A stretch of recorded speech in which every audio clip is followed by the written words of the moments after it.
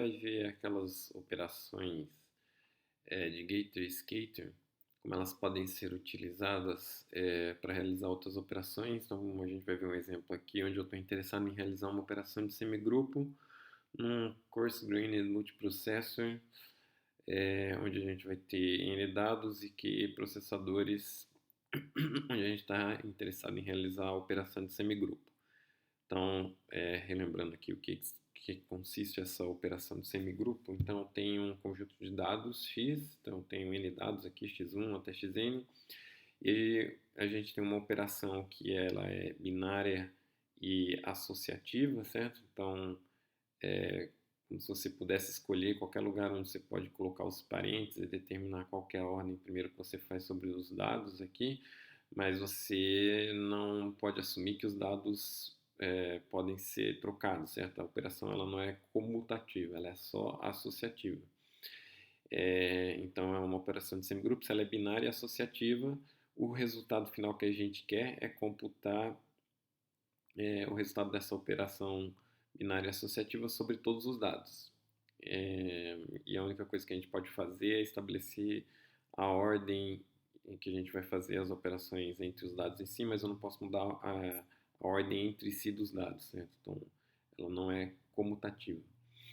Então, esses N dados aqui, eu vou assumir que eles inicialmente estão distribuídos entre os Q processadores, então eu tenho aqui os primeiros N sobre Q dados no processador P1, depois os próximos N Q dados no processador P2, assim por diante, e o resto dos dados aqui vai estar lá no último processador PQ. Então aqui está uma descrição do algoritmo, onde eu estou considerando que a operação de semigrupo é o mínimo. Então estou interessado em achar o mínimo dentre todos os elementos do conjunto X. Tá, então o que o algoritmo faz? Em paralelo, cada um dos processadores ele vai encontrar o mínimo dentre os dados que ele tem armazenado na sua memória. Então estou chamando lá de TJ, o mínimo dos dados armazenados no processador PJ. Então lá no processador PJ ele vai encontrar um mínimo com um algoritmo sequencial mesmo, que executa um modelo RAM. Então ele vai encontrar um mínimo entre esses dados aqui, o xj-1, nq mais 1, até o xj que multiplica n sobre q. Então, por exemplo, o P1 vai encontrar o mínimo dentre os dados. Então aqui vai ser 1 menos 1 vai dar 0, então vai ser do x1 até o xn sobre q, que é exatamente o que a gente tem aqui, certo? Esses primeiros dados. Então, em paralelo, cada um dos processadores acha o mínimo dentre o conjunto de dados que ele tem inicialmente, salvo em TJ. Depois a gente vai realizar a operação de Gator, que é aquela operação de coleta de dados, certo? E essa coleta vai ocorrer sobre o processador P1. Então, todos os demais processadores vão pegar o seu mínimo e enviar esse dado para o P1. Aí o P1 vai obter lá todos os dados, então T1 até TQ, que é o mínimo obtido em cada um dos Q processadores. Depois o processador P1, de novo, executa um algoritmo sequencial para encontrar o mínimo dentre esses dados de T1 até TQ. Ele obteve esse mínimo, que eu estou chamando aqui de Tmin. Se você quiser fazer o broadcast desse mínimo para cada um dos outros processadores, você pode executar o quarto passo aqui, que é o contrário da operação Gator, certo? Que é a operação Skater, onde a gente tinha aquela árvore pré-computada, então ela é feita de forma eficiente para distribuir o resultado Tmin para cada um dos demais processadores. Bem, vamos fazer uma análise rapidamente aqui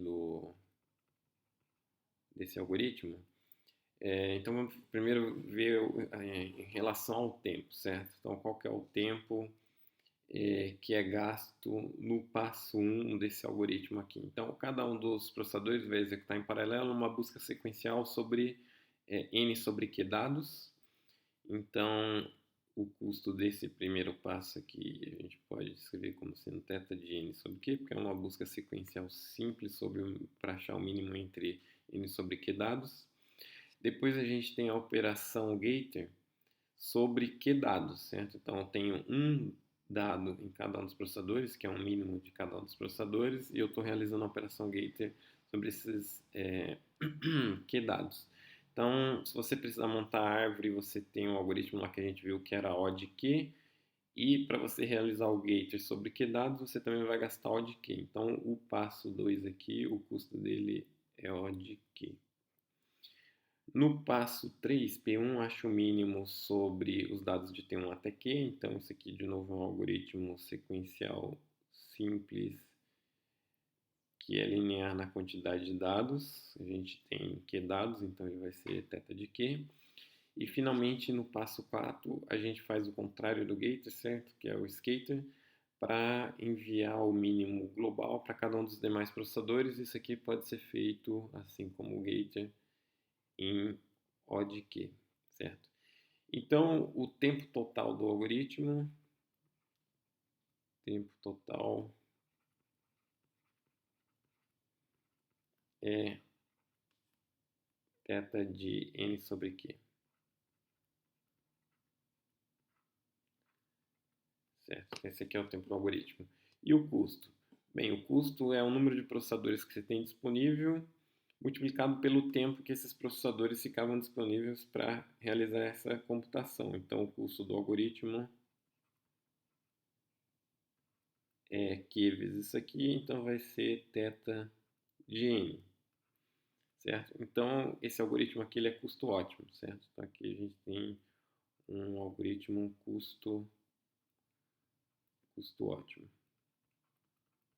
Porque o algoritmo sequencial ele gasta exatamente essa quantidade de processamento, certo?